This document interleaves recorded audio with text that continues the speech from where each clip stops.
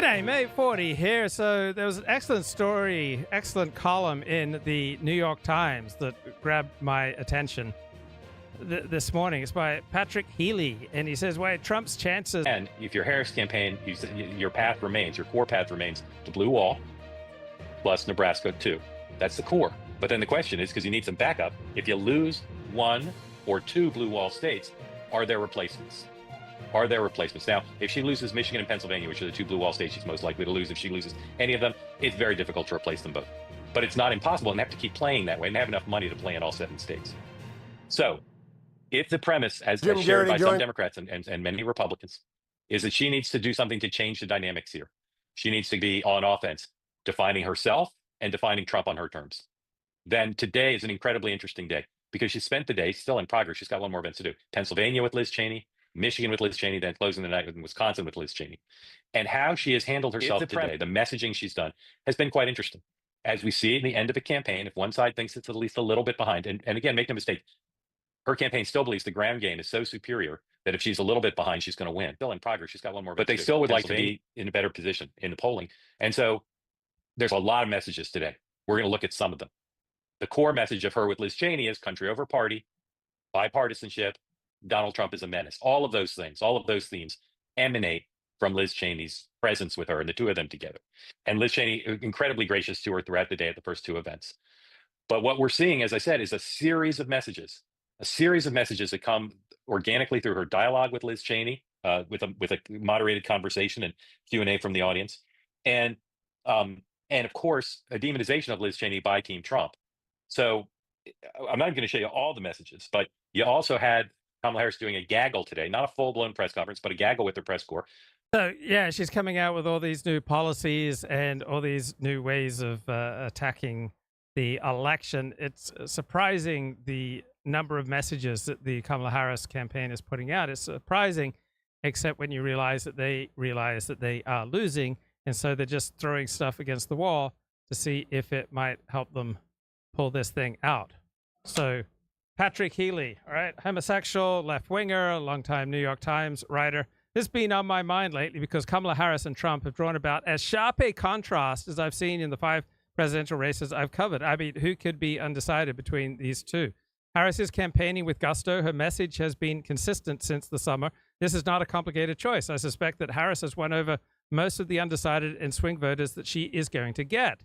And remember, Mark Halperin was banging on this drum 6 weeks ago.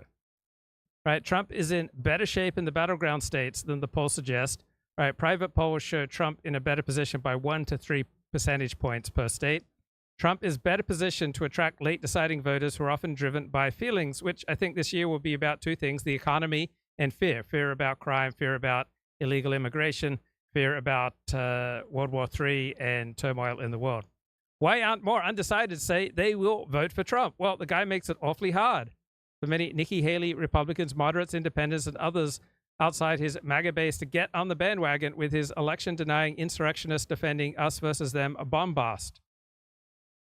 Many people who will vote for Donald Trump are embarrassed by Donald Trump. His conduct on January 6, 2021 disgusts many of them, disgusts me. Some are genuinely uncomfortable saying they will vote for him after what he did that day. At the same time, many moderate, independent, swing, and undecided voters list the economy as their top issue. And many of them still praise Trump on economic issues. Americans hate inflation. Many of them fault the Biden administration. I can't believe undecided voters who care most about the economy and are pinched by inflation are going to embrace Harris. I see no clear sign in the battleground states that her economic message is convincing large numbers of undecided and swing voters that she'll be better on the economy than Trump. Many voters are not looking for a more of the same president. I think her single biggest problem is separating herself from Biden. She hasn't done it. Harris's political strategy this week is a signal that her team suspects all of this too, right? If they knew they had a winning economic message, they wouldn't be trotting out all these new messages, and they wouldn't be concentrating on Donald Trump is a fascist, Donald Trump is unstable. So Kamala Harris is campaigning with Liz Cheney in swing states and talking about January 6th. Right? January 6th is not in the top 5 of issues for most American voters. Maybe Harris and Cheney can turn some of these voters away from Trump and capitalize on his enemy within language. Harris is closing out the race with the right issues, the economy, abortion, riots, security, January 6th that resonate with some voters, including suburban women who are crucial to her chances. Trump's closing strategy is to make people afraid of a Harris presidency by maligning her personally or portraying the country as near collapse. He and his allies are bent on making Harris unacceptable to voters. If he wins, it may well be the undertold story of this campaign, how effective his camp's ads on transgender girls and trans rights have been in making Kamala Harris look extreme and unacceptable. So this week, Trump is campaigning in North Carolina, Georgia, and Nevada. He might even go to Albuquerque, and it's hard to imagine that New Mexico is within reach for Donald Trump.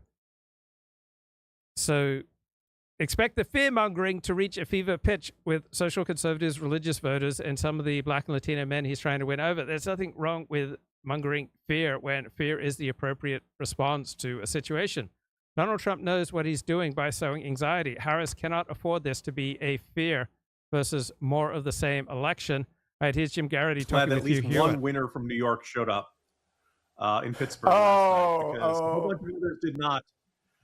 Yes, Dodgers versus Yankees World Series. So the irony is, like, Rodgers took a pay cut to go to the Jets. So that's not actually the Jets' problem. For Mike Phipps, who got booed off the field, I saw Mike Phipps get a millionaire who's playing a game. Jim, let's get to politics. The IBD tip poll, which is the best poll over the last 2 cycles, has on a national basis Donald Trump 2 points ahead of Kamala Harris. On a national basis, not swing states, just national. What do you think? I am afraid of irrational exuberance here on the part of Republicans. I think you have good reason right now for rational exuberance. And that rational exuberance is that right now, it feels like Trump is favored. We felt like the Democrats panicked. Like about a week and a half ago, I talked about how the Democrats' anxiety attack was starting, and it was starting to turn into panic. And then, like, it just accelerated in the last couple, like last week and a half. I think what I'm trying to sort out now is how much of this is he's genuine. Like, first of all, the tip poll looks great. The other national polls, you really have a hard time finding Harris ahead by more than like 2 points. And 2 points is probably not going to do it. And if it's less than 2 points, she's going to have a really tough time reaching 270 electoral votes. All those swing states all look like they're still within the margin of error. So I don't think you can say, like maybe Trump. I think Trump generally has a better advantage in the Sunbelt states. I think she still has an advantage in that blue wall states. But boy, I wouldn't want to bet a lot of money on that. So you put all this together. And you just I was on set on NBC in 2016, and I just remember the shock, the absolute despair of 99 out of 100 people. I might have been the only person in the building who voted for Trump in 2016, and they just... Right, I got friends who have friends at the New York Times. Right, there were widespread tears in the New York Times newsroom when Donald Trump won the 2016 election. Or in disbelief. I don't want to ever do that again, because I thought Romney was going to win in 2012. I felt real good about that. The American people decide, and sometimes they decide late, Jim Geraghty. Yeah, and I have a tough time believing this is that circumstance. You've seen the comedians joking, what else do you need to see? And look, Trump, everybody knows how they feel about Trump right now. There was a window for Harris to go out there and say, hey, I know you haven't been pleased with Joe Biden. I'm going to be different. Here's how I'm going to be different. And she really never quite answered that question. Now, in the last couple of weeks, I've heard this interesting argument that part of the deal to get Biden out was that Harris could not criticize her, which would explain, could not criticize him. And that if she did, Biden would turn on her and start, airing all the dirty laundry. And it does feel like we've seen some shots across the bow from Biden, emphasizing how great it's been to work with DeSantis and all that stuff. So I kind of wonder if she is trapped in an inability to really distance herself from Biden in a meaningful way, other than saying, well, I'm not Joe Biden, I'm younger, et cetera. Like, what she's right now promising is the same policies with a younger and more pleasant face. And that's not enough to close the deal. Now, is she out of it? No.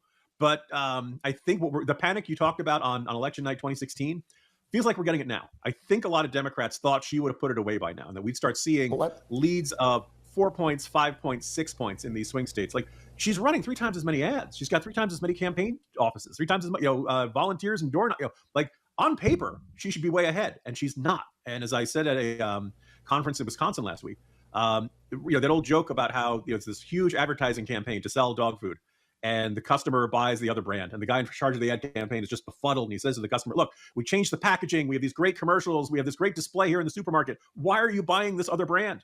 And the guy points to his dog and says, because he won't eat it.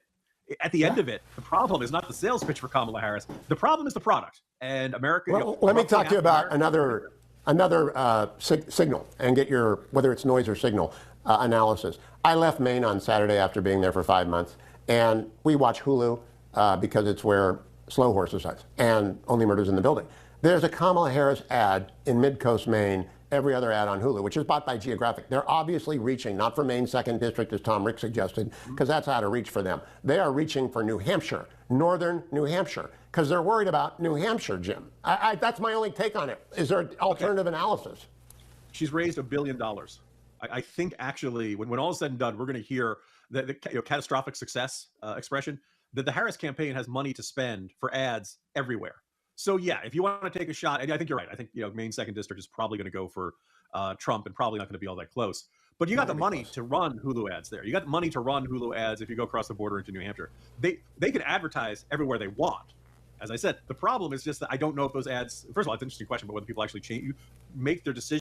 Okay, I read a terrific National Review column about something that I see all the time when I go to a doctor, and I see from public health in general. New Yorker editor: right-wing political violence should be considered a public health threat. Right? They want to take more and more of what is political, right? What is now up to the voters, and instead turn the regulation of this over to the experts. The technocrats are overwhelmingly on the left.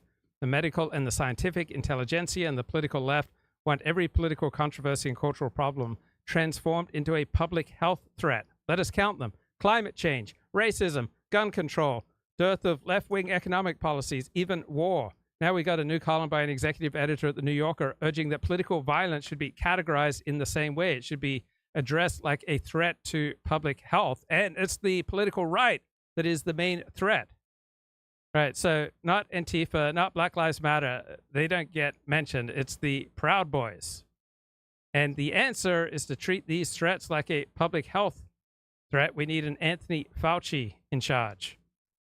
So in the real world, jurisdiction over preventing and combating political violence belongs with law enforcement and national security. It does not belong to the Health and Human Services Department.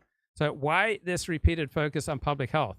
Why do we transform so much of life from the political to the realm of expert decisions? Whether it's threats of political violence, threats of climate change, threats of racism, right? Why do we have all these public health crises over matters that properly belong in the political?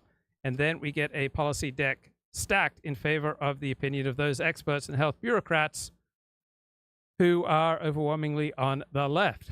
So public health threats are much more likely to open the door to technocratic impositions and the curtailment of First Amendment freedoms. And I am someone who doesn't mind that there's a public health officer in every county in California who can essentially shut down any business, any social gathering if it's a threat to the public health. I think that our public health officials, after the first 2 months, so by May of 2020, that they were more often right than wrong. But I don't like turning over just willy-nilly more and more of life to the experts. Mark Halperin. Not saying she's for forever wars, but that is how you already see the pushback. Right. Halperin notes that opposition to forever wars, which is a key part of Donald Trump's campaign, gets no resonance in the mainstream media, gets no respectful coverage in the mainstream media, but it's a big deal for a lot of Americans. On social media from MAGA saying she's now for the forever wars. I've said to you before, this is such a sleeper issue that does not get covered by the dominant media. It's not something that people in Boston, Washington, New York, I think, appreciate how strongly people feel about it, how much it was part of Donald Trump's victory in 2016. I'll just show you a little clip here, number 6, of Donald Trump in a barbershop in New York talking about the forever wars. Number 6, please. For the first time, but we all love America just like you, and that's why we're here. Really nice. Thank you. Excuse me, Mr. President, are you going to stop the war? Yeah, I'll get that war stopped. Well, we got a lot of wars. We had no wars with me. Correct. It's been an honor being with you, fellas. Thank you.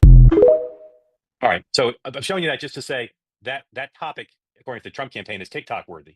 This notion of he's not for the forever wars. So I'm interested in the Liz Cheney thing because she's spending, the vice president spending a full day with her selling these issues. But the question remains, how much can they fit into the bandwidth of reaching the undecided voters and suburban voters, et cetera? Lots of different messages. So we're going to talk about that in a minute. 2 more things, and I want to bring Lauren and Leader in to talk about early vote. Number 1, poll out today on Twitter from the Trump folks about New Mexico, showing it within the margin of error. You may think that's silly, and it's certainly silly. So you can't think about New Mexico in the sense that if Trump wins New Mexico, he's going to win in a landslide. And so knowing the status of New Mexico is not important. Here's what I'll say. Put a pin in this. Donald Trump will do a rally in Albuquerque before Election Day. That's my prediction.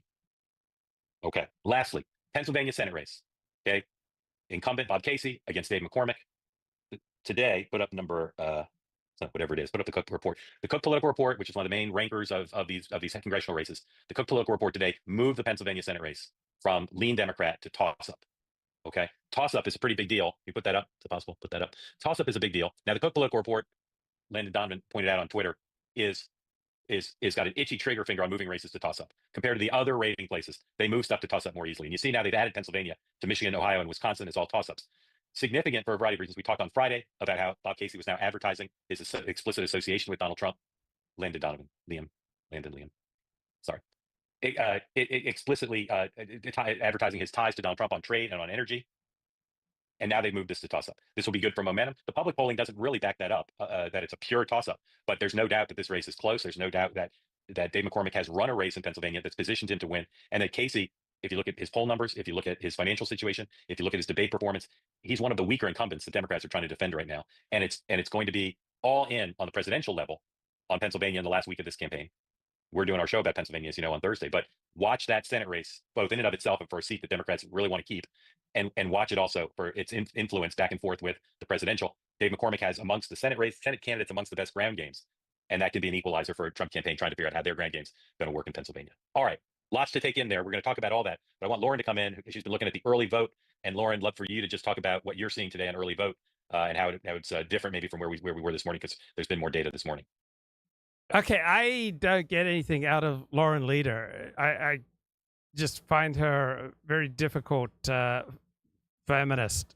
I just skip past her commentary. It tells me they're throwing spaghetti at the wall and trying to see what. All right, this is commentary on Harris and her bewildering campaign, where she keeps trying to raise all these brand new issues. Her message seems all over the place. Stick, right?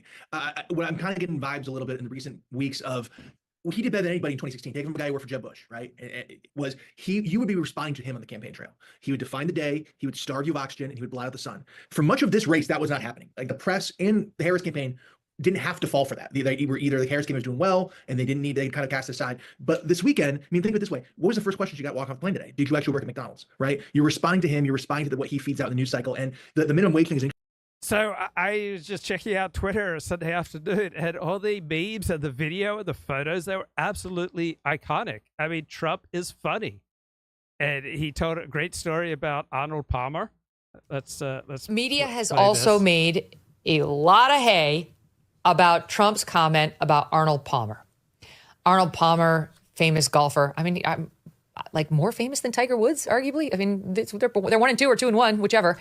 And Trump went to Arnold Palmer's hometown in Pennsylvania over the weekend and got to storytelling. It was one of his rallies. The way he does, if you listen to Trump rallies, he's always telling you some sort of story. And part of the fun is he's a celebrity. He's been a celebrity his whole life. So he's got a story about everyone and everything. And it's kind of fun to hear his stories about these people since he was in Arnold Palmer's hometown and sort of playing on, hey, Arnold Palmer, great. All right, people who spend time with Tucker Carlson just overwhelmingly like the guy. It's really, really hard to spend time around Tucker Carlson and not like him. It's really, really hard to spend time around Donald Trump and not like him, perhaps unless you're an employee. Golfer, he took a turn on his story of Arnold Palmer, though not in the explicit terms the media would have you believe, though the reference was obvious. Here it is. Arnold Palmer was all man, and I say that in all due respect to women, and I love women. But this is a guy that was all man. This man was strong and tough, and I refuse to say it, but when he took showers with the other pros, they came out of there, they said, oh my God, that's unbelievable. I had to say it. We have women that are highly sophisticated here. But they used to look at Arnold as a bad, but he was really something special. Okay, so this is very different from the careful critical discourse that rules elite discussion, but this is how real men talk, right? We joke around about these things. And I had to tell you the shower part of it because it's true. What can I tell? We want to be honest. We want to be upfront. It's true. Right, so Donald Trump is probably the least filtered presidential candidate in memory. This comes with many downsides, but it also makes him more human, more relatable, more likable, and more interesting and more compelling. I would submit to the jury that this is part of Trump's comedy routine. Like, He's doing stand-up. And the media just doesn't. Right. You don't judge.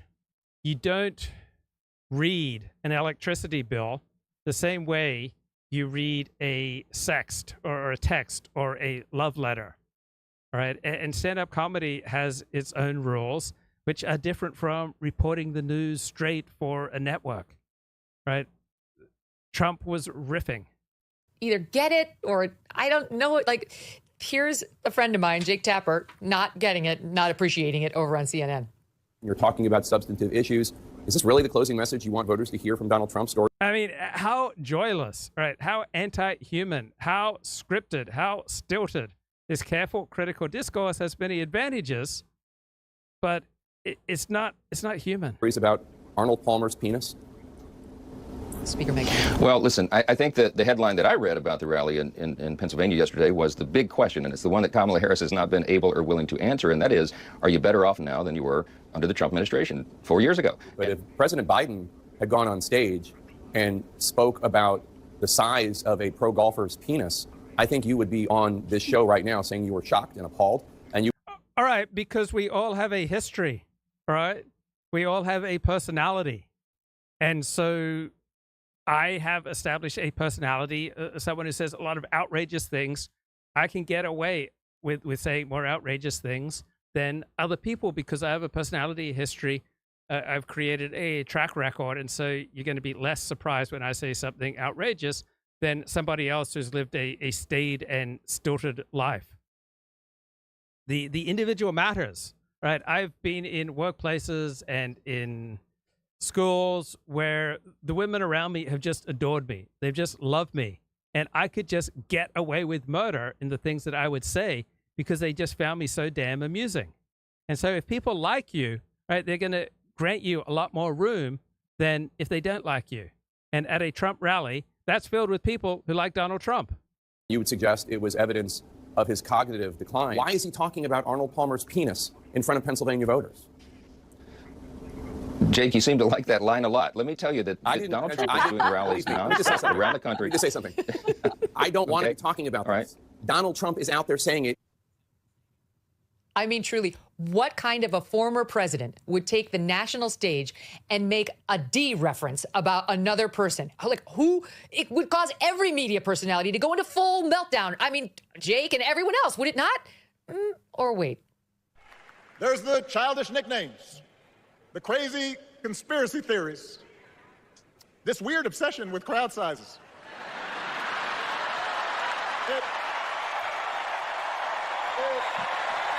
For the listening audience, he was using his hands to show large versus small in accordion style. So right. So when Barack Obama does it, that's just fine. And then this McDonald stunt. All right, it was incredibly entertaining. It was iconic. It was fun. McDonald's. I loved it. I loved everything about it. I thought it was absolutely brilliant, and I know that he was over the target because the media truly can't stand it. Like they're having such a vicious reaction to Trump showing up outside of Lancaster, Pennsylvania, and in his regular suit, shirt with the cufflinks, serving fries and delivering people's meals. So, but he eats there all the time. And so he's telegraphing that even though he's got all this money, he really is an everyman. He knows the menu forward and back. And he's drawing attention to the fact that he, like many, doubts Kamala Harris's claims to have worked there, something she's never been able to really substantiate. And it's also just a great photo op in the same way we see these politicians go to state fairs and eat the fried corn dog. This is Trump's state fair, only it's real for him. He actually loves it. So what do you guys make of it? The photos and the videos were just, they were wonderful. And the purpose of his appearance was to drive the narrative that. So Elliot Blatt was absolutely appalled by this. And I don't know why, except I think that Elliot regards fast food as some great evil. I don't. All right. I don't think it's going to cause you significant damage if you eat fast food once or twice a week. Kamala Harris never really worked this job that has been a centerpiece of the biography that she's put forward on the campaign trail. And as a result, there was a ton of media coverage about this event in which the media said Trump is pushing this unproven claim that Kamala Harris never worked at McDonald's. Well, the result was a full day of media coverage of his appearance and of discussion of Kamala Harris's claim and of Trump raising questions about it. And I just thought, this is not what the Harris campaign wants to be talking about 2 weeks out from the election. And the entire day was dominated by Trump. And it was a day he won. He won the news cycle yesterday. Emily, you just look at this. It's fun. It's fun to see Trump in a McDonald's serving fries, period. Right. And but then actually, no. And Elliot says where McFucked fast food is dysgenic. Yeah, if you eat the worst food 3 meals a day, but if you eat it occasionally, it's not going to do you much harm. I think it's a wrong focus of attention. Primary thing that's going to determine your health is not your diet. It's not how much you exercise. It's your genetics, right? And then your diet will play a modest role, and exercise will play a less significant role. But just getting vaccinated and wearing a helmet if you get on a bike and taking some simple precautions, all right, those will also play a modest role. There's more after my period. Not my period, the period at the end of the sentence. That's already been in the news. Wow, okay, anyway. Exactly. What's fun about it, what's important about it, in addition to the fact that it's just good, clean fun, is that's not a dictator. That's not a fascist. That's not Hitler. I mean, the left will continue trying to tell us that it is. But that's the thing about Trump, is like you see him, he does have this great ability to be an everyman. He swears, he makes the occasional D joke. He shows up at McDonald's and you know that he lives on that food and Hershey's chocolate bars, and Diet Coke. He isn't, as I referenced last week, John Bon Jovi with a glass of wine, literally with his pinky out behind stage after trying to pose as the hardcore rocker in front of his audience. With Trump. And the commentary crew picked up on this as well. Times of London put out, I guess everybody probably has it, but just of him in the fry room and learning how to use the fryer and how to do the salt. And he's got his red tie on with the yellow straps of the McDonald's apron. And I don't know that I've seen a better, more amusing, more clever troll stunt game than this. I don't know when. I mean, it was just funny and charming. And by the way, I have to add, it's joyous, actually. Right. Okay. That's an important point, by the way, which we should get to in a minute, because that goes to where the Harris campaign is going. But I mean, does that change anything? I mean, he wins today. This is kind of like when he did. Does anything change anything? Is what I'm saying. I don't know, but he did. It was just fun. It looked good. It gave you good emotions. What does Joe Biden have on Kamala Harris? So when you were president, I know for a fact I was able to do 3 things. I was able to see money, save money, spend money. Now in the past almost 4 years now, I'm losing my business basically. The barber shop. You know what time it is. Your beautiful head of hair. You have a good-looking head of hair. Plus, I would not date a Trump supporter. What if he was good-looking? I mean... Yeah, what people say and what they actually do are very different things, particularly women who are much more driven by their Nothing emotions. screams Americana like a gentleman behind a counter in shirt sleeves, a tie, and an apron. It's the kind of old-school shopkeeper look you used to see on the local grocer. That look meant service you could trust. Good old-fashioned mom-and-pop professionalism captured by Norman Rockwell. It made you feel all warm and fuzzy inside. This weekend, Trump swapped out his suit jacket for an apron and clocked into a shift at McDonald's. My first day at McDonald's, I'm looking for a job. Okay. Yes, you got it. Can I help? And then out the oil, shake, and back into the oil. Very nice. Let's do it. Very good. And then you can hang that one right back over there. Thank you. Salt first. And then just one dump, no movement. Good, good, good. Turn it over. Never touched by a human hand. Nice and clean. Of course, my hands are nice and clean. This guy's a good instructor. I appreciate it. Wow, I'm going to give a really big one so that, look at that, they're just pouring out of there. How good is that? Donald at McDonald's. It's as American as apple pie. And they have those there too. They're good. The blonde hair, the red tie, matching the golden arches and the box of fries. And then he started working the drive-thru. And there'll be no charge. Trump is paying for it. Is that okay? 2024. Oh, you're doing some extra stuff. Oh, okay, This is all on Trump. Oh, all on Trump. I'm allowed to do that, right? Yeah. Huh? Let's check and make sure it's Okay. everything you said it would be. It better be. It's going to be the best you ever. I made it myself. This is fun. I could do this all day. I wouldn't mind this job. I like this job. I think I might come back and do it again. Thank you.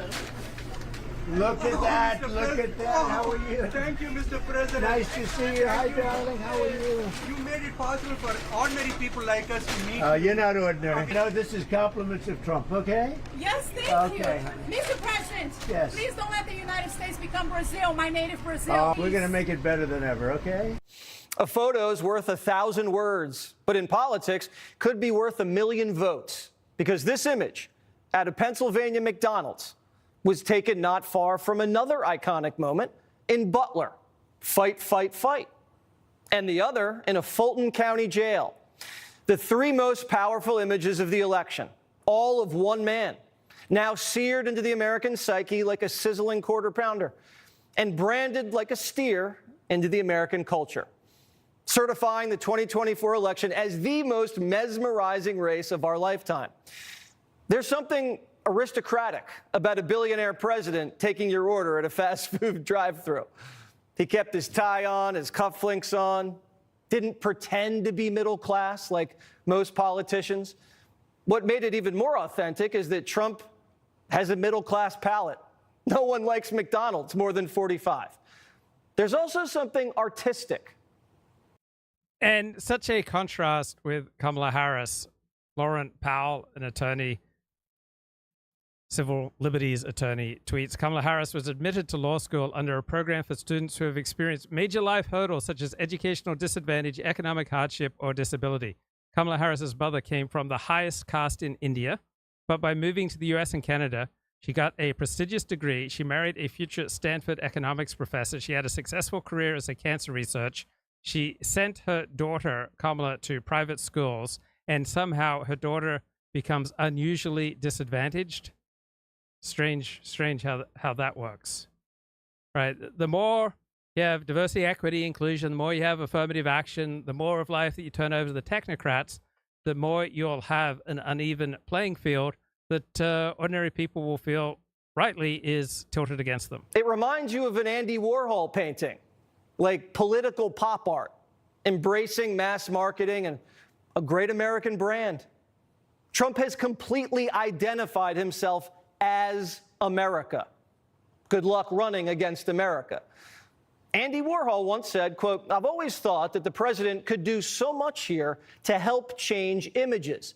If the president would go into a public bathroom in the Capitol and have the TV cameras film him cleaning the toilets and saying, why not? Somebody's got to do it. Then that would do so much for the morale of the people who do the wonderful job of keeping the toilets clean.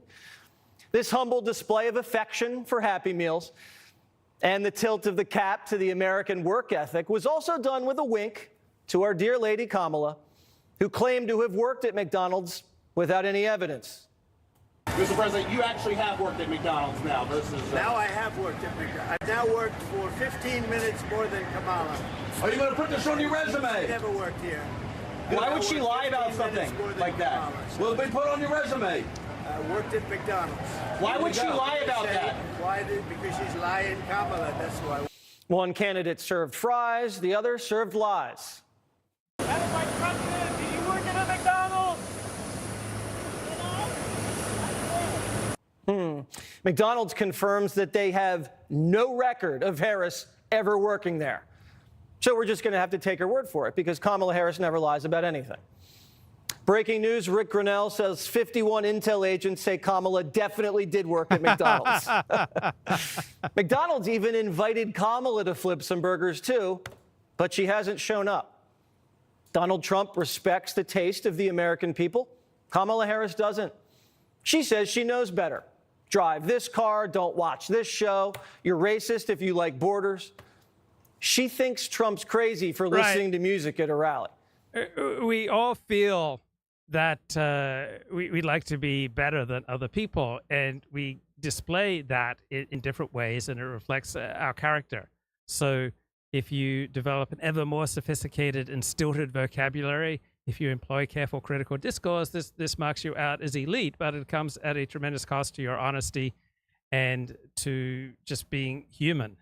And so there are ways that you can show your superiority that are finer and kinder. You can give away more money. You can volunteer. You can help people out. You can be more ethical.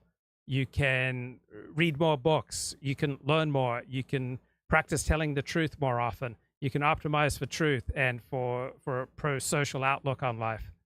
Kamala's no fun, is she? Maybe she used to be, but not anymore.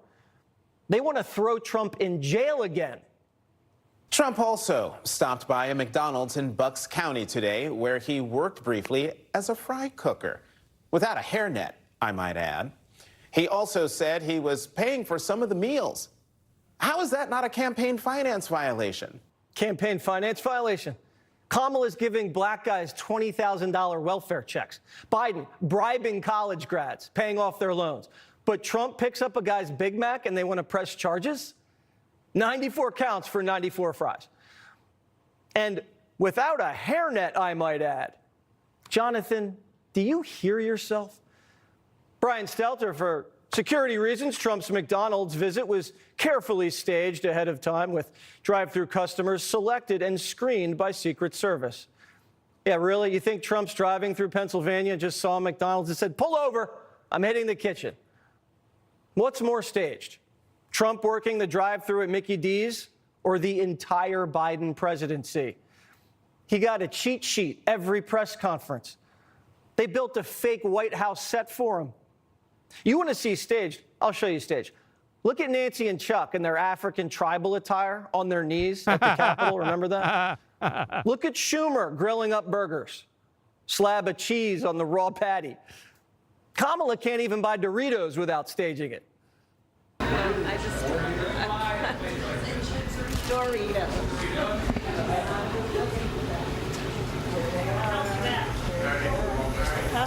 Ah, Dougie, there they are. Yeah. Thank you. I know you want those. You see corn nuts over there Isn't too? this it? Oh, yeah, that's the big. There you go. Scintillating. Kamala got caught staging a town hall just an hour ago. Watch. You're not, unfortunately. We have some predetermined questions, and hopefully I'll be able to ask some of the questions that might be in your head. I hope so. Everyone in Kamala's town hall is a prop who's supposed to keep their mouth shut and leave the questions to consultants. Kamala has a problem with men, right? So why isn't she talking to them? Why isn't Harris at a football game? Howard University, her alma mater. Big game this Saturday against Norfolk State. Young men watch Saturday Night Live. When's Harris doing a cameo, huh? The truth is that Kamala's written men off, and she farmed half the population out to little Timmy and her husband Doug. Meanwhile, Trump's up in the barbershops. You have all this, equipment, and all of that electric equipment that he's using on your beautiful head of hair. You have a good-looking head of hair. I'm jealous. Look at that flat top. I'd have a flat top. I wish I had a flat top. You never had a hair loss problem, did you? It's lucky. It's one of those gifted ones. So last night after McDonald's, Trump was in Pittsburgh watching the Steelers-Jets game.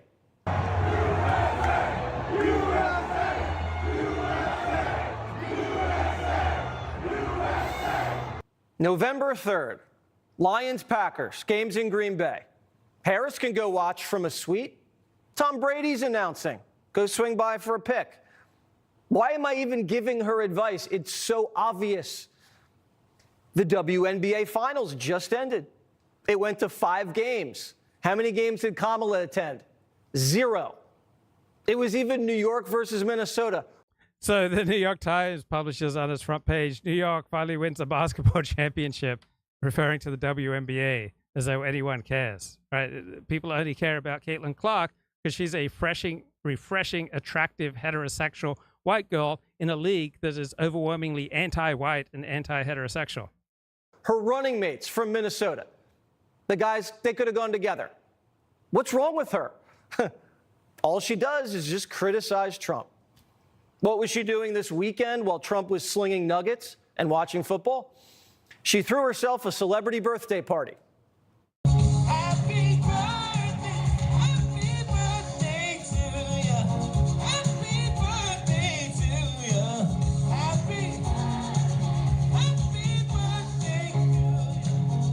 I mean, if Stevie could have seen Trump at the drive-thru, you know he'd be voting for Republicans.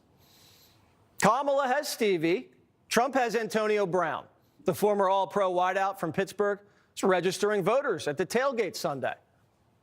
I know the media is going to call me crazy, me and Trump crazy for having me speaking here, but I want to make this clear. We are not. They are.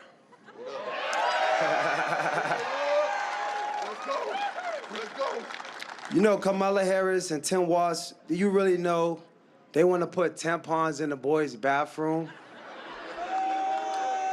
Is that crazy? Democrats are now saying if black men don't vote for Kamala, they're not getting lucky. Hello, ladies. I'm Trey. It's good to be here. What do you do and how much do you make? I work in finance, making 6 figures. How tall are you? 6'5". Do you have a plan to vote in November? Nah, not my thing. If women start using sex as a bargaining chip, Kamala's going to win in a landslide. If women go on a sex strike before this election, I might vote for Kamala. Let's not get carried away here, ladies. Where's the joy? I thought politics was supposed to be fun. The Undertaker gets it. You need to show more of this part of you, because I really think, you know, you're a guy's guy and a sports fan, and I know you got to have that. I know you got that tough guy persona and that bravado, but I think you know, this is good. This is fun, and I think you know what you've done. You've made politics fun again. Kamala's close. The chat says Stevie Wonder was at Diddy's parties and apparently saw nothing. What a great alibi. Closing message is about Trump. Trump's closing message is about you, and it's working. The polls are all tied in the swing states, with Trump having a slim edge and the momentum. CNN says Harris is stalled. I think there are a lot of folks, such as myself, who think that Donald Trump's unpopularity is baked in. But here's the deal. If you believe that Donald Trump has somehow become less popular over time, let me change your mind about that. In fact, he is more popular at this point in the campaign than he was at this point in the 2020 campaign or the 2016 campaign. Kamala's campaign's nitpicking Donald about hairnets, his playlist, and Arnold Palmer jokes. Calling Trump unfit and exhausted at this point's weak sauce after he's survived raids, arrests, and bullets. Harris is in the home stretch. She smacks of desperation. Dave Bossie says these are not the moves of a successful candidate with momentum in the last weeks of a campaign. These are the pathetic decisions of an army of Washington insiders wondering if they should have just stuck with President Biden after all. Kamala's now in the same place Hillary was. She's unrelatable and angry. She even sounds like Hillary. I am sick and tired of the negative, dark, divisive, dangerous vision and behavior of people who support Donald Trump. It is time for us to say no. We are not going backwards. We're going forward. I think Kamala's just jealous that Trump looked better in an apron. Who wore it better? The former NASCAR driver Danica Patrick joins. Okay, Commentary Magazine.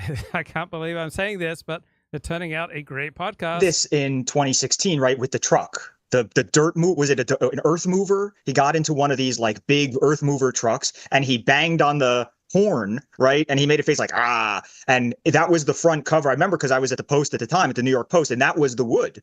Was Trump like making this face, banging on the wheel, you know, whatever. And the quote that came out of the event was, "I love trucks." There's something he said, yesterday, what did he say? He said, "I love McDonald's. Yeah, I love Jobs." He said, "I love McDonald's. Jobs. Yeah. I love jobs."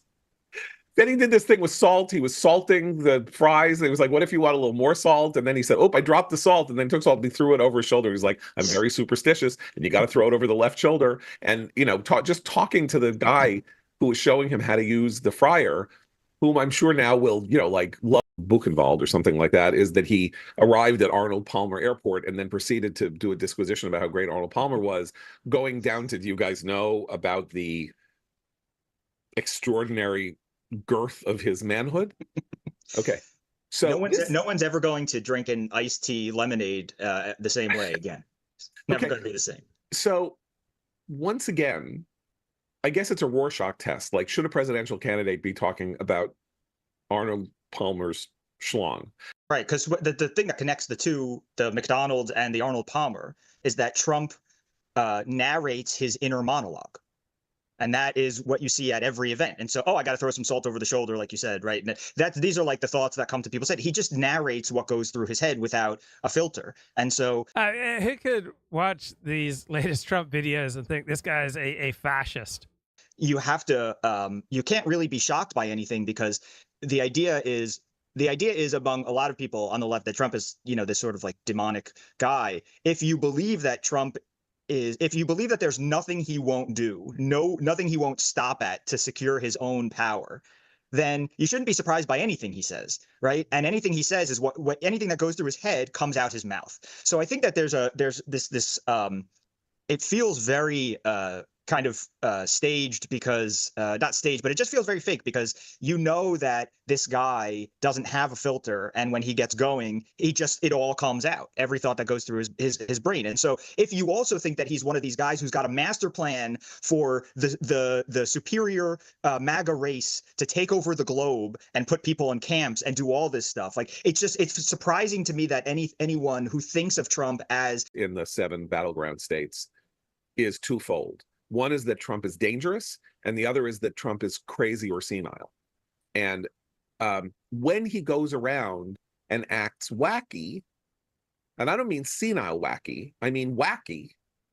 He's doing a fry cooking with his tie on, for example, or does the Arnold Palmer shtick, both of which he was doing with a smile on his face. The campaign wants to talk about people being demented, because that raises a real liability on her part that Christine is not here, but her favorite issue, which is, well, where was she for a year and where is she now, with the fact that now it is a given. It is a given among the American people and the media and everybody that Biden is not compos mentis and is sitting in the Oval Office today as we speak, unless he's, you know, having his blood recirculated somewhere in Wilmington I don't know about, or, you know, at the beach. And she was part of the cover-up. Like, don't bring up dementia. That's politically, it will bounce off Trump unless you're a panelist on Morning Joe. It'll bounce. Israel is, you know, Israel's hit Iran, because it hasn't hit Iran. Or that, you know, terrible things are happening in Gaza are happening in Lebanon, even though people are trying to sell those stories. The story is that someone, and it's possibly someone very senior in the administration, has leaked Israeli battle plans on Telegram. And apparently they're real. Now, maybe this is a fantastic false flag op where Israel has put out bad battle plans or given them to people in the administration to smoke out. Like, they've written a fake battle plan. They've given it to people had gotten to people that they suspect of being Iranian agents of influence, either explicitly or somehow just because of ideological considerations, and that this is a way of flushing them out. That would be the sort of the most exciting thing, right? That would be like 12-dimensional chess. They keep going with their intelligence. And questions in the chat. What is a black job? Well, blacks are about 13% of the population.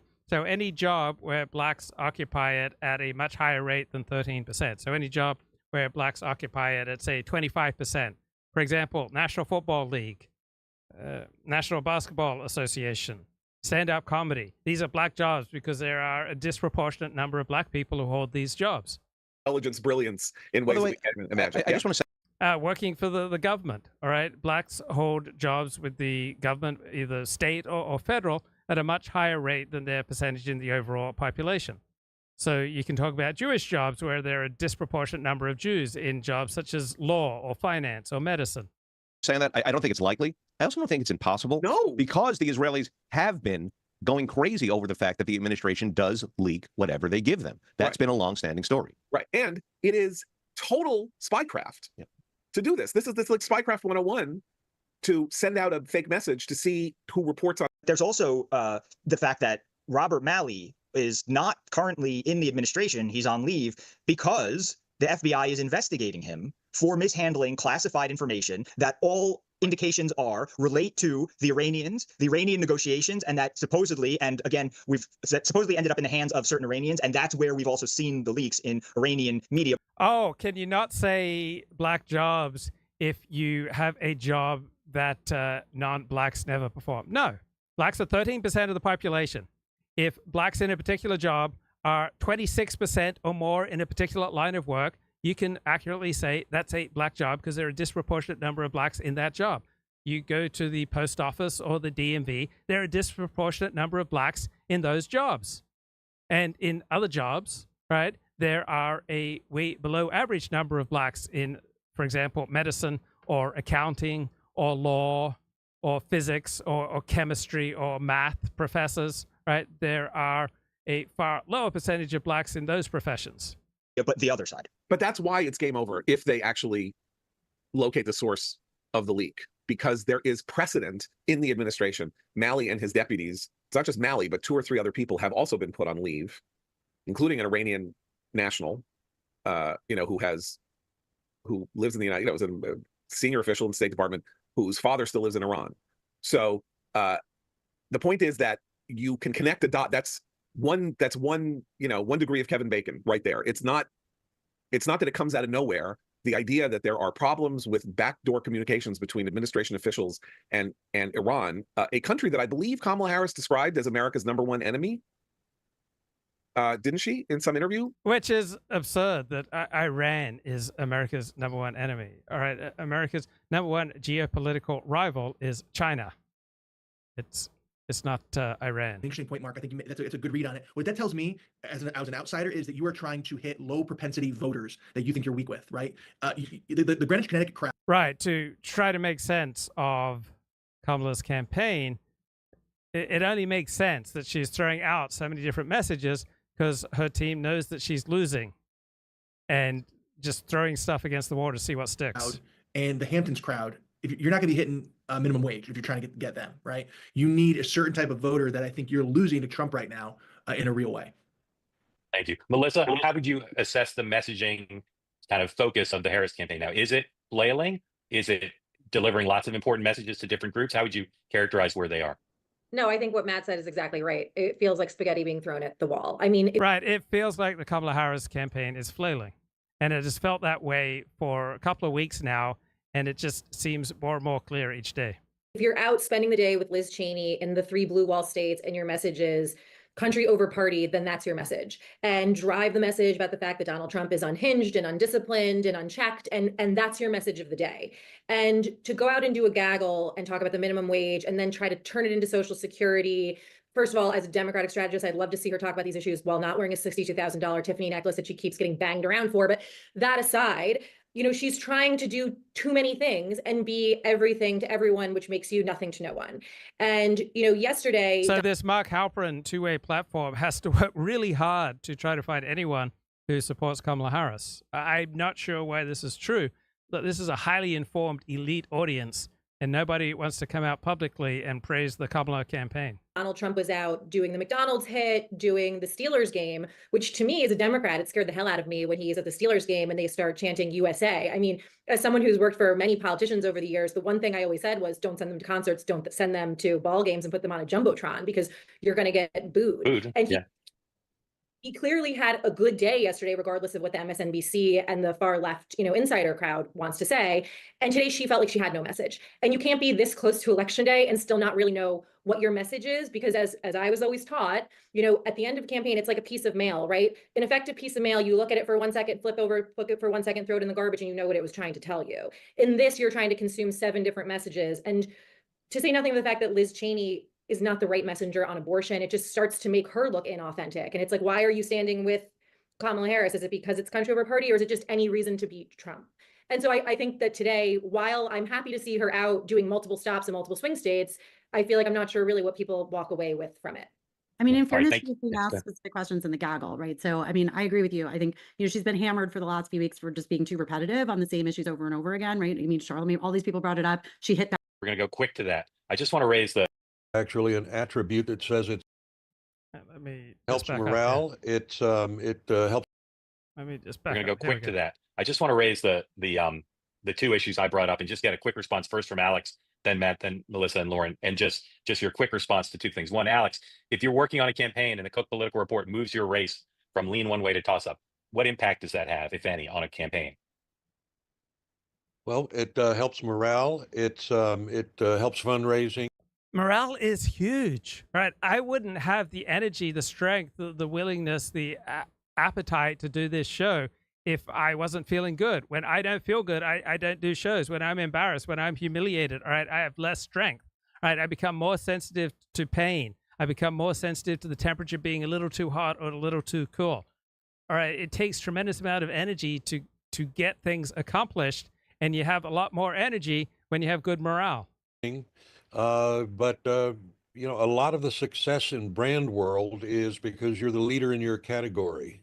People rent from Hertz because they're number one. People play Titleist because it's the number one ball in golf. Coke is number one. It's actually an attribute that says it's better. So momentum counts, and that helps. Yeah. Anybody else want to comment on that one?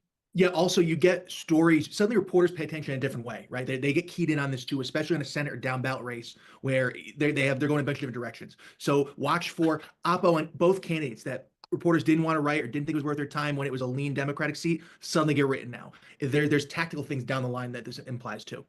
I mean, I think it's also a battleground turnout. I mean, look, I think the Tammy Baldwin numbers are scaring the crap out of Democrats. I mean, that is not a race that they thought was a problem. Right. That's Wisconsin. Tammy Baldwin's the Democratic candidate. Cook Political Forecast has moved Pennsylvania to toss-up. It was lean Democrat with Bob Casey until now. But David McCormick, the Republican, has run an incredible campaign. I mean, they always kind of knew that Casey and, obviously most people I think are resigned. We're losing, Dems are going to lose Montana, some of those other races. But to see Baldwin in trouble, I think is very scary. And, it can also be a turnout mobilizer, in a place where, Wisconsin has been, we call it a battleground, but I think Democrats have been pretty confident that they were going to win Wisconsin. Now this is like a big wake up. Yeah. Republicans could be at 55 without winning, some of the ones that have moved out of region, and Wisconsin be part of that. If Donald Trump goes to Albuquerque, it's a day away from a real battleground state. Raise your hand if you think. Yeah, Trump in Albuquerque, that'd be incredible. That's a good idea to go to Albuquerque. Anybody? Alex, why? Because momentum, because he's playing across the 50-yard line. These campaigns don't happen in states anymore. They happen on our screens. And if you have a successful event across a 50-yard line, that happens in all the battlegrounds. So, of course, it's a good thing. Yeah, I didn't agree. Yeah. Okay. One of the people was asking about Maryland. Do we want to just, anyway, we haven't talked about it. Right. So we've got mounting evidence that Kamala's blue wall is falling apart. Kamala would throw Biden under the bus in a heartbeat if she had any ideas of her own, but she doesn't. So she has to plagiarize the plagiarist. There was probably a deal made that Biden would hand it over to Kamala, but then she couldn't criticize him. But just like Biden, Kamala's polls not looking so hot. The blue wall's crumbling, and Democrat bench warmers can't explain it.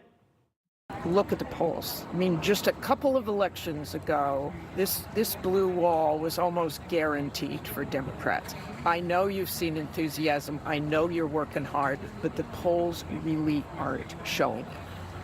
Who did the Democrats lose over these years? I think if you even go back 8 years, all three of our states went for Donald Trump.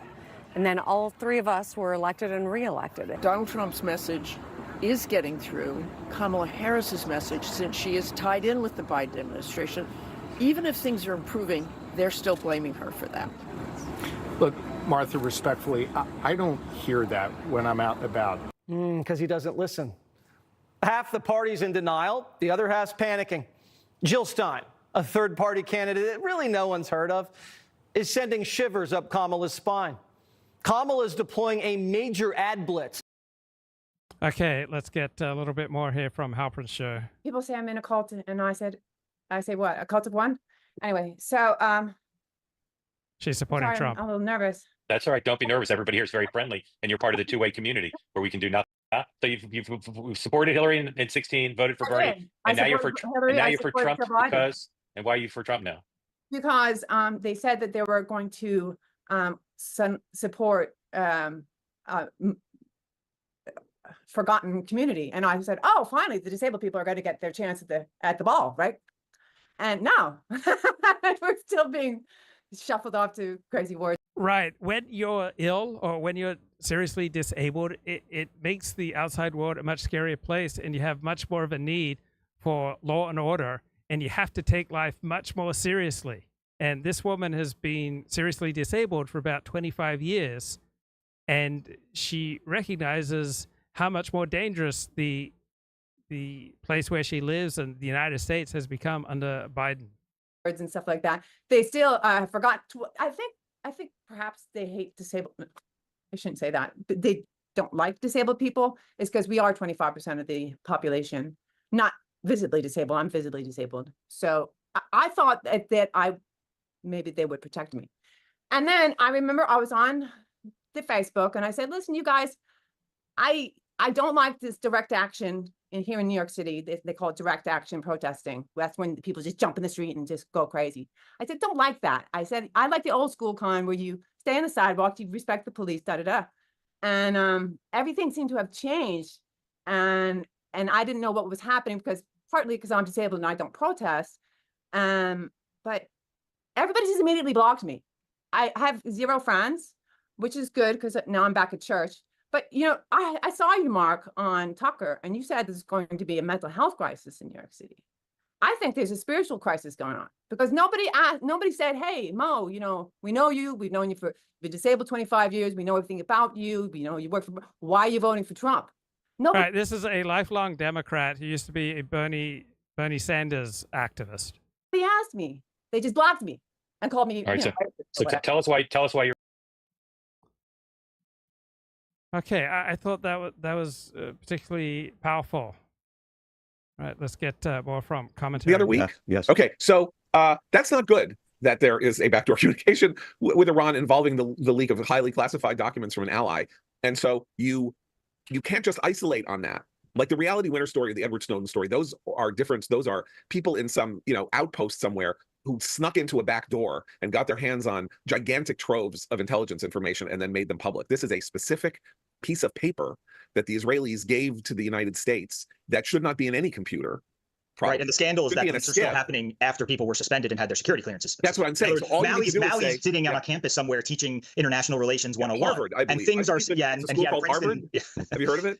Right, and and things are still still open. He was at Princeton initially, but I think actually he had something at both, some fellowship at one. I don't know, but he started at Princeton. But yeah, Atari's got a lot of money to pay him. So yeah, he's added at the administration, and doesn't have the security clearance. The leaks are still happening, so it could be a hack that hasn't been fixed, which has happened before, or it could be that the problem is much larger than anybody thought at the outset of this, in which case it's an ongoing thing that we're going to have hearings on, because Mike Johnson in the House, Speaker of the House, is talking about holding hearings on this stuff, and Republicans are going to keep it in the news. It's not just a certain impatience. It's like the ADHDification of politics that that Twitter has also supercharged. It's like Hitler is dead, but Berlin is still divided. Yeah, all right. Well, give it some time. Also, the body's not cold yet. Well, we don't have time because there's 15 days until the election. That's the point. And the Democrats having decided psychotically that a result that slightly disfavors Israel, right. You see the enormous lengths that the Biden administration is going to give Israel a hard time to try to win the state of Michigan. Right. So much of our foreign policy is being outsourced to get Kamala elected. Disfavors. It doesn't totally but a little bit. Make sure that Bibi doesn't get what he wants in some fashion or other is the thing they need to sweep in 11,000 Muslim votes in Dearborn that might otherwise stay home.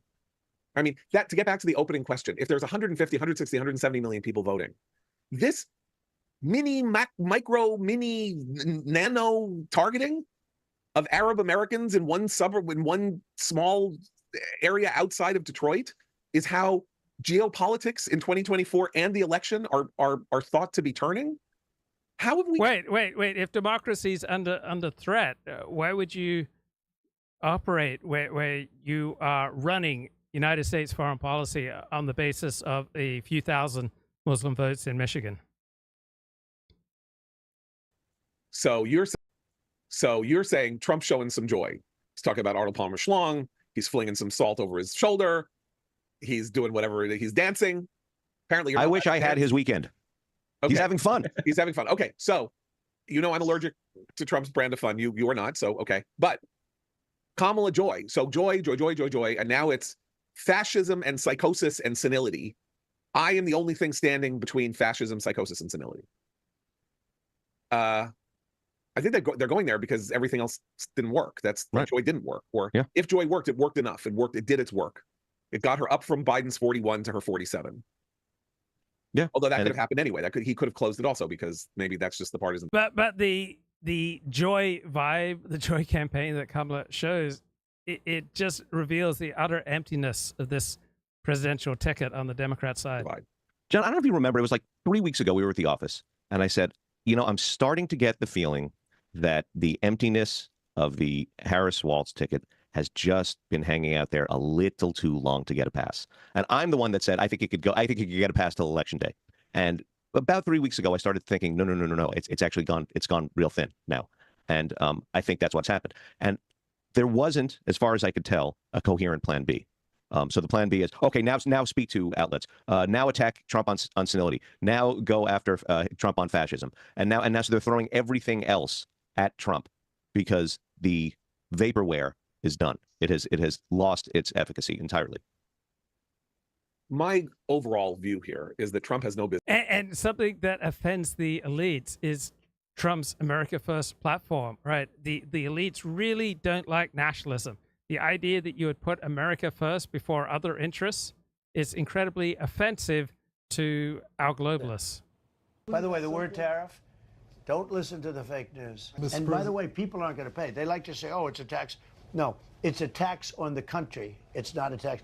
And we've had enough of letting other countries, even our so-called allies, sometimes our allies are worse than the enemies, but we've had enough of letting everybody rip us off as a country. We're not doing it anymore. So remember what I said, the word tariff, don't let anyone it's going to make this country so rich again. Now, he isn't just telling people what he's going to do, he's telling them how he's going to do it.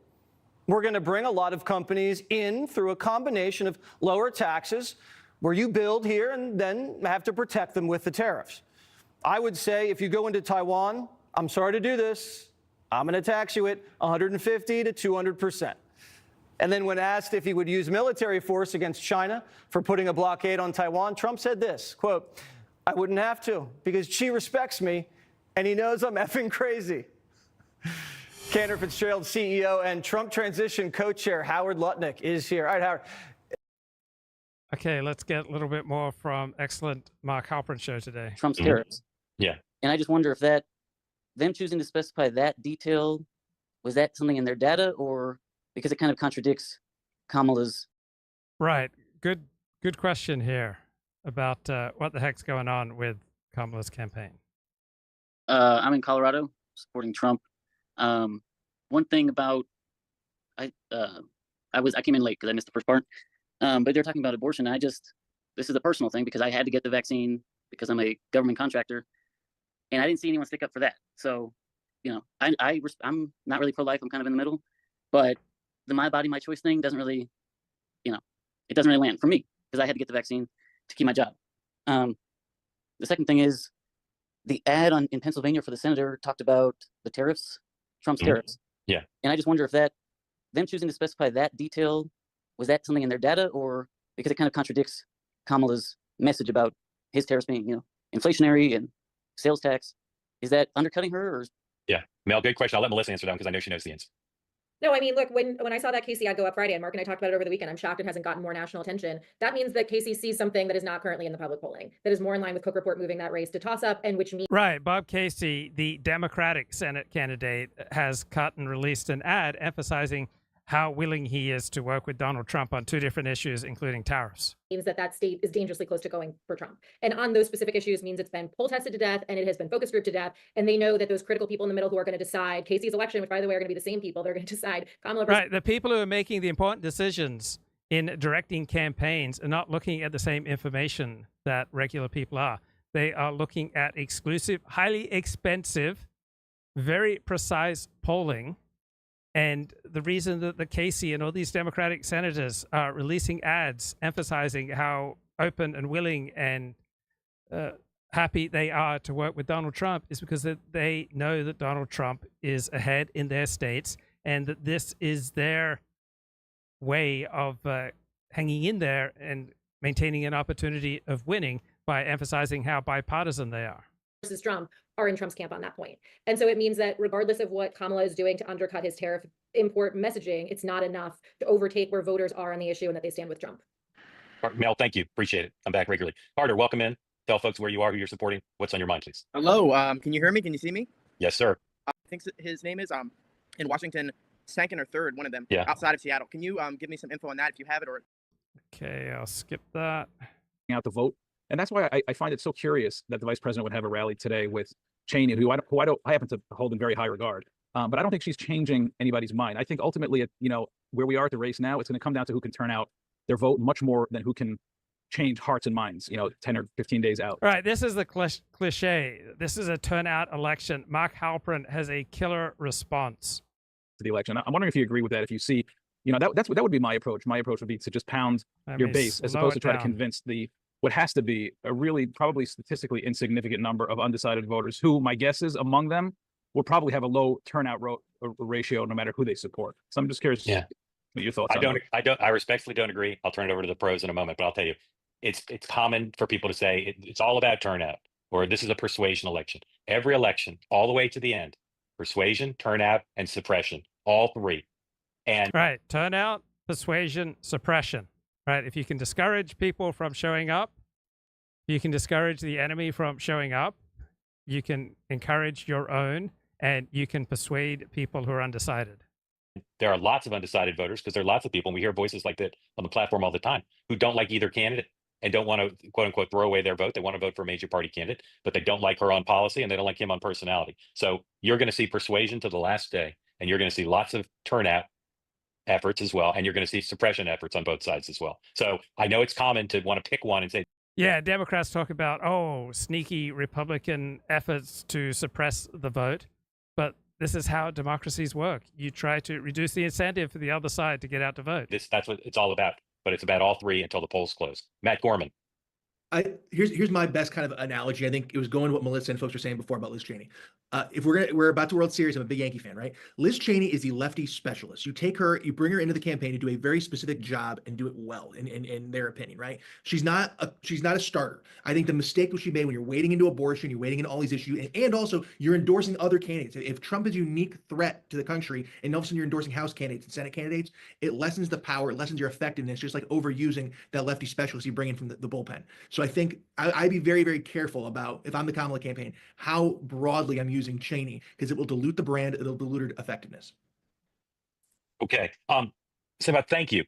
Hands down, unless you're a Harris supporter, please. We need to. Right. He has to go to special efforts to try to find Harris supporters. For some reason, this pretty even-handed centrist show has a heck of a time finding anyone who's willing to speak out on behalf of Kamala Harris. Back to the commentary crew. An interesting fashion. And if we're going to ask about mental infirmity, not that I think that she is mentally infirm, she is just a profoundly mediocre public figure. And if she gets dragged across the finish line and wins, she will be a landmark figure. She'll be the first female president. She'll be the first Indian president. She'll be this, she'll be that. Her troubles are only just beginning, because she is not up to this. She is so not up to this job. She can barely run for president with $1 billion in her pocket. And, that is clear to people who, again, all these things anyway. that are not seen as hurting her or being directed at her will if she becomes president, right? People leaking battle plans to Iranian telegram channels like that, when you're president, that's going to be a huge problem for you. You can't, you may like the idea of staving off an Israeli attack, or whatever this leak may do for you in the campaign. Not that she's connected at all. Let's bring Kip back to the show. Kip, what's going on, man? Hey, man, great show tonight. I almost didn't call because I didn't want to disturb the groove. Thanks, bro. All the news that you're giving out is it's like Trump has had a good couple of days or whatever, and it must be filtering to the news cycles.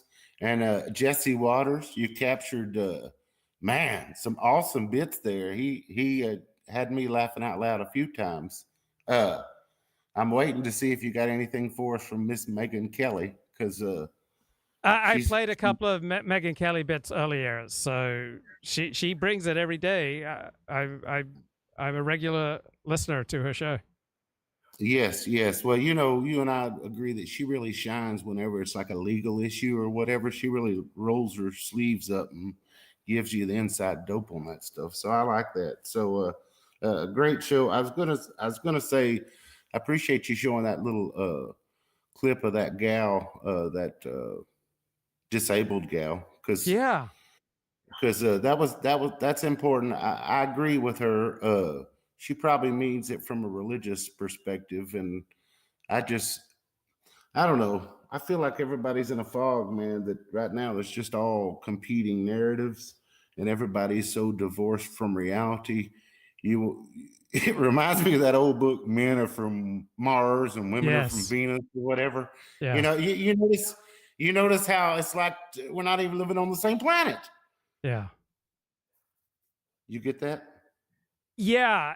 And think about how life looks differently when you're in a different place.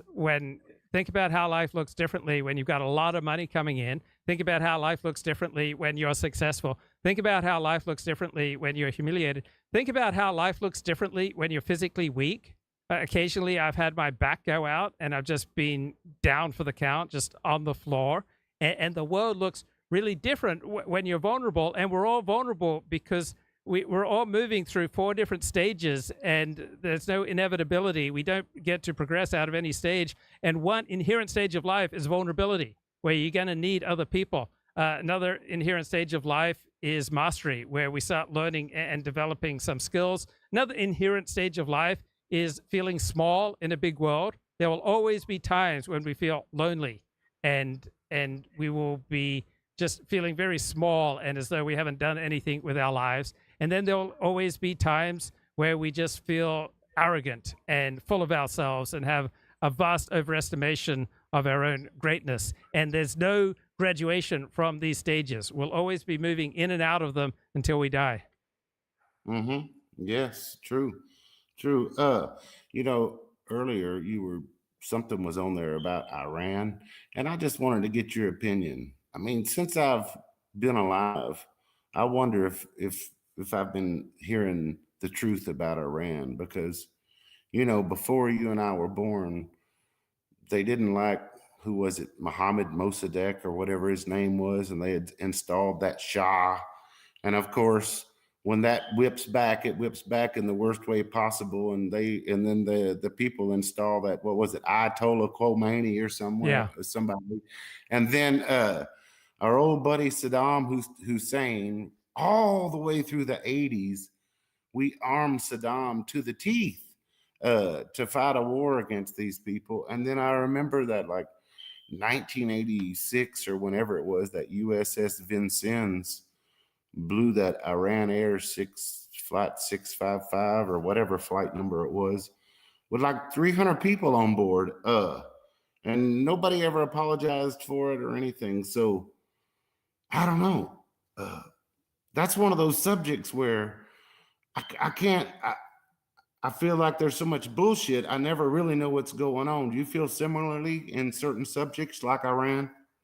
Well, I certainly feel similarly about many subjects, not so much with Iran. Iran simply has a different hero system than we do. There's nothing inherently evil or rotten or terrible about Iran and its regime. Iran wants to dominate the Middle East, just as the United States wants to dominate the Americas, and Russia and China want to dominate their spheres of the world. So Iran must compete with the United States and Israel. Iran has a complicated history with the United States. Iran has all sorts of reasons for feeling righteously victimized by the United States. And Iran also is operated by a government that is wildly unpopular with its people. All right, 80% of the Iranian people hate its current government. And Iran is the most hated country by Americans since the late 1970s. But if we step outside our hero systems, we can recognize that there's nothing inherently inferior or superior about Iran. They are people who have certain genetic predispositions and who occupy a certain geographic territory, and they have their strengths, they have their weaknesses, and they want to do the best that they can for their particular hero system, their particular country, and they have had a fairly effective strategy for dominating the Middle East, and now they appear to be vulnerable, but it might be Israel that's the real vulnerable one, right? Iran has considerable military resources that could be possibly devastating to Israel. Iran may have a superior strategy that over years may very well strangle Israel and kick the United States out of the Middle East. On the other hand, Iran may be so hated by its people that Israeli and possibly American strikes to take out the key agent of repression in Iran, the Iran Revolutionary Guard, may free the people up so that they can take back their country from a regime that they absolutely hate. Mm-hmm. So you don't think you think there's more to do with regimes than just like oil? You don't think it has mostly to do with oil? You think it has more to do with like ideologies and fears? Well, everybody wants to survive. Every nation state wants to survive. And the best way to survive is to build yourself up as strong as possible. And so Iran has willingly suffered all sorts of economic deprivation to build up what appears to be the second strongest military in the Middle East. Now, oil is their primary source of income. But if all of Iran's oil just stopped flowing tomorrow, the price of oil in the world would go up maybe $5 a barrel, all right, go up from $70 to $75. It wouldn't be that significant. Now, if Iran used its military to take out Saudi oil fields and other oil fields in the Middle East, then you'd see oil possibly double or triple. But Iran and its oil is not that significant for the world. And as I've mentioned before, I think there's a good case to be made that the United States has no significant national security interests in the Middle East. There's a good case to make for the United States completely pulling out of the region and focusing on what's more important. I'm not saying that's the only way of looking at things, but I'm quite open to that, and just let the countries in the Middle East fight it out. The downside to that is Iran will get a nuclear weapon. Iran's already essentially a nuclear capable regime. As soon as Iran lands its nukes and attaches them to missiles, and it's ready to launch nuclear weapons, then Saudi Arabia and Egypt and possibly other Middle Eastern countries will also go nuclear. And so perhaps an interest that America has is discouraging and doing all that it can to reduce nuclear proliferation, because if you have more and more countries getting nuclear weapons, then you have more and more chances that you'll have nuclear war, which may, if not end life on Earth, considerably diminish the quality of life on Earth, even for people in the United States. Even if it's just a nuclear exchange that goes off in the Middle East, it's going to affect the atmosphere in a way that will be damaging to people all over the world. Yes. Sometimes I guess in my brain gets a little bit thinking too much sometimes. And when I think of like that, I'll think about California and how in 2030, I guess you're like going to stop having gas stations or whatever. And I think, what's the point? What's the point? Because these EVs seem like a bad deal. You wouldn't know how to really pick up one used because you don't know how many people are using the trickle charger versus whether the person is using like the quick charger that apparently knocks the long-term battery use, the battery effectiveness goes down over time if you use those quick charges. So I'm like, so it's a mystery. So I wouldn't want to buy one of these things used, but I spin it back and go, what's the point? What is the point of all this electrification of vehicles? And then I think back to, well, maybe it's as simple as they're trying to starve the Irans of the world, of their oil power. Is that just something, a conspiratorial weird thought, or you think there could be something to that for? I don't think that's a reason- major issue. The evidence for human caused global warming is pretty strong, as I understand it, and the need for fresher air in Los Angeles in particular is a compelling one. So I don't think it's primarily about starving Iran of oil revenue. I think people who want to switch away from carbon-based fuels may employ this argument if they see it as effective with certain groups, because there is a widespread visceral hatred by Americans for Iran. And so this will get trotted out sometimes by some pro-Israel groups. But I think the shift away from carbon-based energy is based on a significant amount of evidence.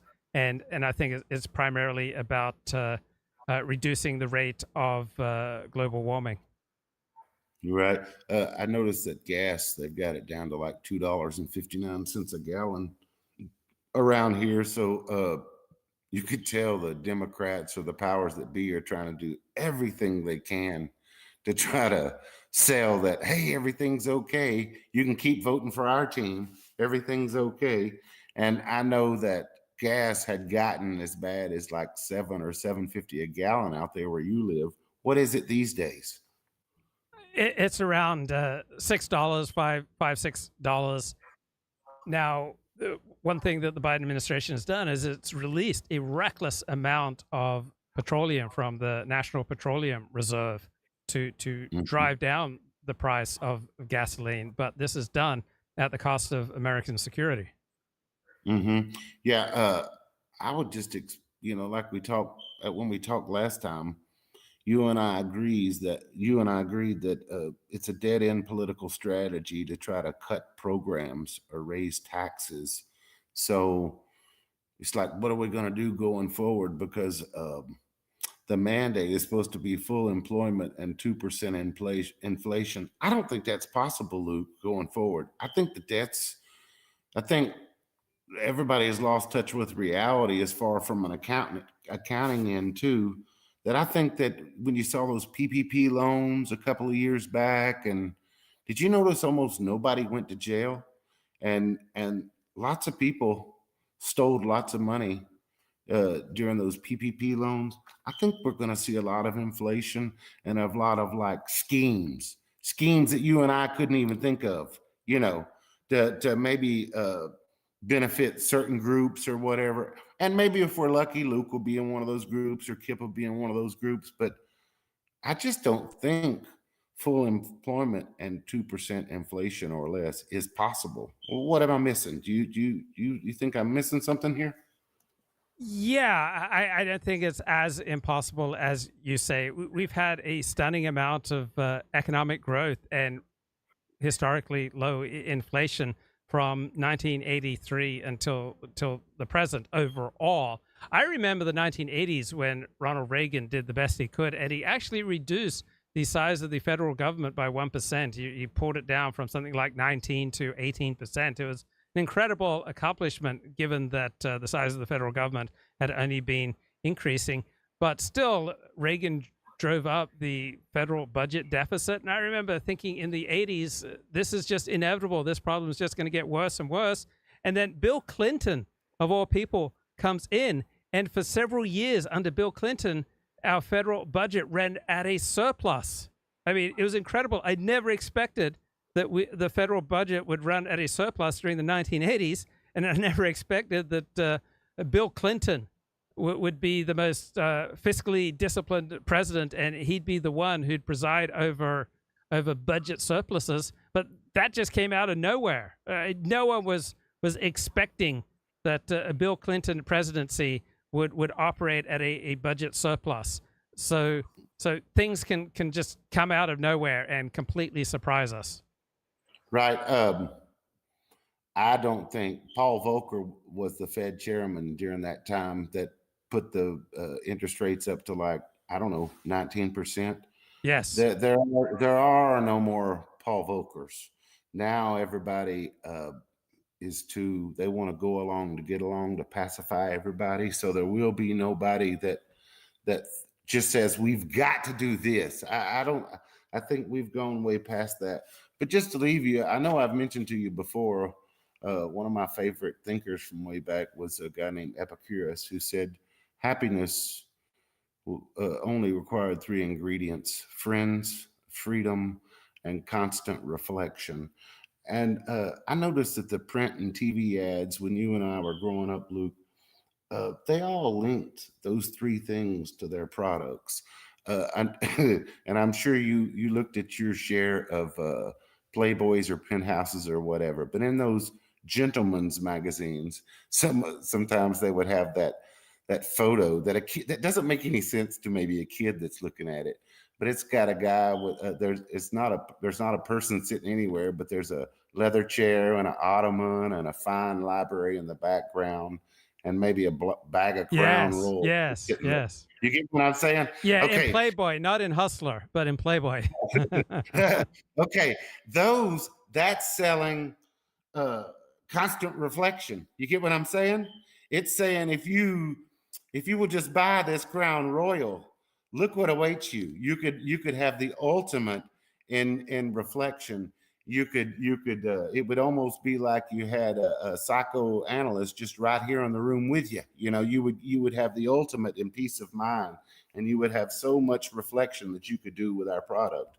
But society's gotten weird now, and plus, as you know, I checked out about 20 years ago, so I really don't know how they equate things, but that's what they used to do. It is strange because it's as if they're saying the missing link to you and happiness is through this product. You know, it's through this product because one of the factors that you're going to need to be happy, you can get it through us, and that's kind of the bribe that's on offer subconsciously with a lot of advertising or whatever.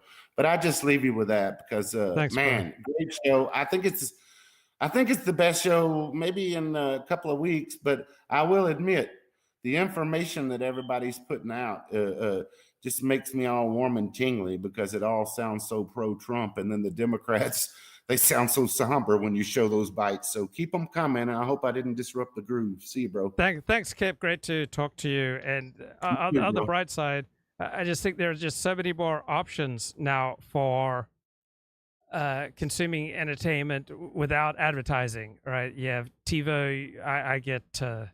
I get my cable TV through YouTube, and there are just so many more options now than when I was growing up for skipping ads or minimizing ads. I subscribe to ad-free Netflix, so I think that overall minimizing advertising is so much easier now than it was growing up. And then to take some perspective, all right, think back to the early months of the COVID recession when unemployment went up to 14%, 20%, where the GNP one quarter dropped 12%, and then to think that the stock market halved. And then we turned around so quickly that overall the GNP was barely down for 2020. I think that our governing elites, our political and monetary elites, did an extraordinary job guiding us through an incredibly difficult time. And so very few people would have predicted when our GNP was crashing by 12 percentage points in second quarter of 2020, and we had millions upon millions of Americans out of work. Very few people would have predicted that we would have rebounded so quickly, and we did. The economy rebounded incredibly quickly. People overwhelmingly found jobs. We got near record low rates of unemployment, and the Biden administration did stimulate a little too much, and so we had strong inflation for a couple of years. But overall, the way that the United States navigated through COVID and the United States economy has so substantially outstripped all its rivals, Europe, East Asia, not to mention Russia, right? The United States economy vis-a-vis the rest of the world is far stronger now than it was 5 years ago, 10 years ago, 20 years ago, right? The U.S. economy is more significant in the world. It is more dynamic. The United States is outstripping its rivals in economic terms. vis-a-vis Europe, Japan, China, and that we essentially made it through COVID in as good a shape as we did. I think it was just an amazing accomplishment, and I give some credit to the Federal Reserve for driving interest rates down to near zero. And yes, Biden administration made some mistakes, and we paid for it with 2 years of significant inflation. But overall, considering the dire situation that we were facing in April and May and June of 2020, we've come out just in an incredible place. We have so much to be grateful for as Americans. The United States is so incredibly strong. And for all the weaknesses of our governing elite, they did a far better job than average, far better job than should have been expected in guiding us through the